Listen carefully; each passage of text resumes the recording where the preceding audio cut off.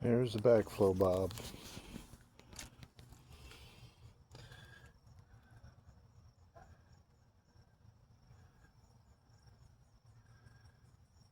I replaced all the blue and red stuff. The nice shiny ball valves and all the inside guts.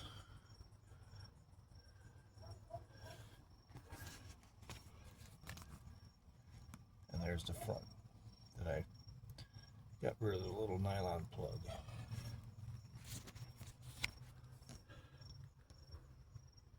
That was about 2 weeks of work on and off when I got parts available.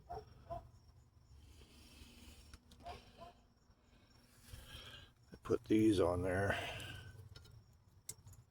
on a little dangler.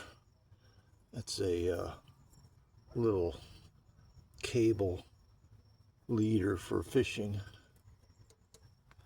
The little plug on the ends that I put up there. Keep any fluids, rain, ice getting in there.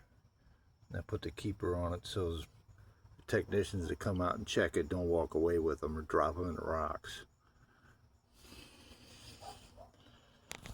That's what I did.